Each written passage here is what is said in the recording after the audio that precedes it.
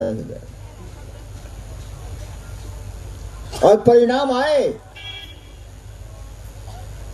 और परिणाम अगर नहीं आते तो आज आप यहां नहीं होते, न हम होते, न आप होते, न ये संगोष्ठी होती, न कार्यक्रम होता, न शिव तो होते, शिष्य नहीं होते।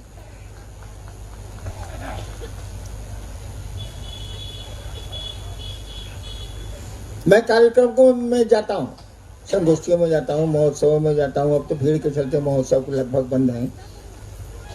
और रोज सोचता हूँ, कल भी रात में बहुत देर तक मैं सोचता रहा कि बंगाल से इतने गुरु भाई बहन आ रहे हैं, सुना है कि 2000-2500 लोग होंगे। काहे आ रहे हैं, क्यों आ रहे हैं, आखिर उनको मिलता क्या है? अपने पैसे खर्च करते हैं, वो परेशानियां उठाते हैं, वो रातों को रात भर वो प्लेटफॉर्म पर सोते हैं, बसों से लंबी लंबी यात्राएं करते हैं, ट्रेनों में धक्का मुक्की खाते हैं, और तब भी आते हैं। आखिर क्यों आते हैं? शायद किसी ने सोचा हो या नहीं सोचा हो, लेकिन महादेव साक्षी है, मैं अक्सर सोचता हूं। कल भी मैं सोच रहा था, सुबह भी नींद खुली तो यही सोच रहा था, क्यों लोग आते हैं? क्या मिलता है आपको आने से? क्या हासिल होता है आपको आने से? क्या देते हैं यहाँ के लोग आपको? बातें तो बहुत सुंदर आप भी जानते हैं, हमसे बढ़िया भाषण दे सकते हैं आप, तो फिर क्यों आए आप? ये रांची के महोत्सव में 4 लाख लोग आए, 3 लाख से ऊपर लोग आए, आखिर क्यों आए? मैंने तो मना किया था मत आइए, तब भी आए। क्यों आए? क्या कारण हो सकता है इनके आने का? इतनी परेशानियां और पैसे बर्बाद करके आने का क्या सबब हो सकता, क्या कारण हो सकता है? किसी ने सोचा कि नहीं, ये तो मैं नहीं जानता, लेकिन मैंने सोचा। और मैंने महादेव से यह भी कहा है कि इनको बुलाने का गुनाह मेरे द्वारा किया जा रहा या मेरे लोगों के द्वारा किया जा रहा। ये एक अपराध है जिसे महादेव ही क्षमा कर सकते हैं। अगर आपको हम आपके काम की चीज दे नहीं पाए तो क्यों बुलाते हैं आपको? क्या भीड़ इकट्ठा करना हमारा आपका उद्देश्य है? या दिखलाना हम लोगों का उद्देश्य है कि मेरे साथ इतने लोग हैं? या शिव से जोड़ना हम लोगों का उद्देश्य है? शिव गुरु से लोगों को जोड़ना हम लोगों का मकसद है। अगर जोड़ नहीं पाते हैं तो ये बंद होनी चाहिए संगोष्ठियां, बंद होने चाहिए महोत्सव, बंद होनी चाहिए बैठकें।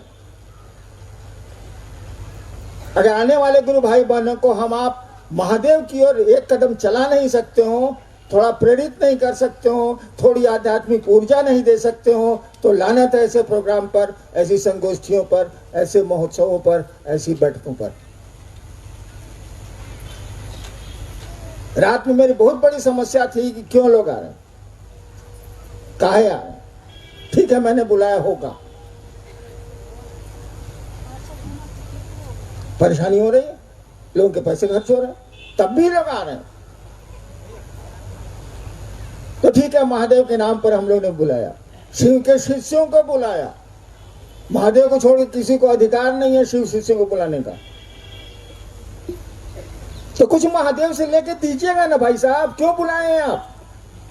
क्या जवाब दीजिएगा शिव को? आप पूछेगा ना कि मेरे शिष्यों को बुलाने का तुमको कहां से अधिकार आया? हम कई बार कहे हैं कि गुरु और शिष्य के बीच में कोई नहीं होता, आपने सुना होगा, गुरु और शिष्य के बीच में किसी की हिम्मत नहीं आने की। पहले भी सिस्टम था ये भारतवर्ष में प्राचीन काल में कि अगर गुरु चेला ने गलती की है तो सजा की चिट्ठी गुरु के माध्यम से शिष्य को जाएगी, सीधे शिष्य को नहीं जाएगी। भाई मैं एक दिन मजाक कर रहा था कि अरे यमराज की चिट्ठी हम लोगों को कैसे आएगी? पहले महादेव कहीं जाएगी, तब तो वहां से ट्रांसफर होगी, सारा गुरु के तो साइड से चेला को आती है, सारा सीधे कैसे आवेगा?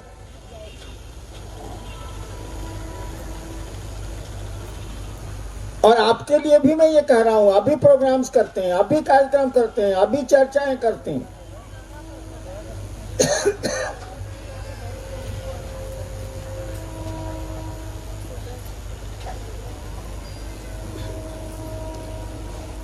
शिव का शिष्य बनाने के लिए करिए, अगर शिव के शिष्य थोड़ा बन भी गए हैं लोग, तो उनको आगे ले जाने के लिए करिए, पैसे के लिए मत करिए, अपनी प्रतिष्ठा के लिए मत करिए, अपने सम्मान के लिए, अपने दिखावे के लिए मत करिए। महादेव है, उसकी आंखें तुरंत लाल होती हैं। सुना है ना कि महादेव को डर को महादेव से डर लगता है।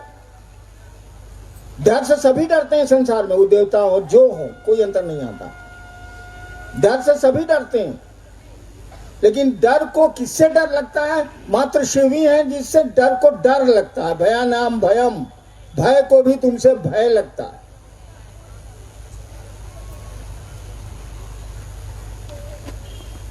आप अगर अपने गुरु भाइयों को कुछ दे नहीं सकते हैं, जनता को कुछ दे नहीं सकते हैं, सुनने वाले को कुछ आध्यात्मिक ऊर्जा दे नहीं सकते हैं, मत करिए ये काम।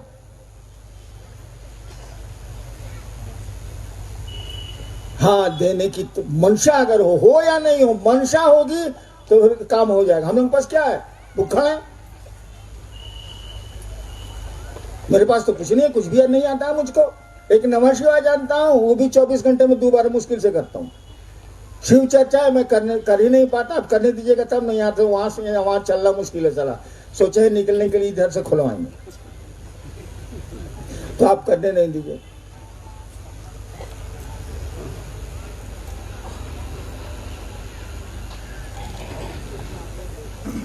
तो इसीलिए शिव चर्चा की जरूरत पड़ी है कि आज का आदमी का मन ही नहीं टिक रहा है शिव के पास, ईश्वर के पास, भगवान के पास। शिव चर्चा करते करते धीरे धीरे मन शिव की ओर जाएगा, और बार बार जिसकी आप याद करेंगे उससे धीरे धीरे मोहब्बत या दुश्मनी, दो में एक चीज होगी।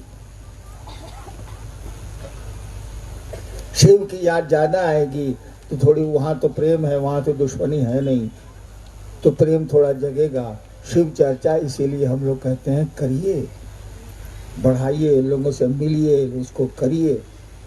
और दूसरा, इस शरीर और इस मन से क्या हम लोग कर सकते हैं? खाते पीते तो कीड़े मकोड़े भी हैं। नेक्स्ट।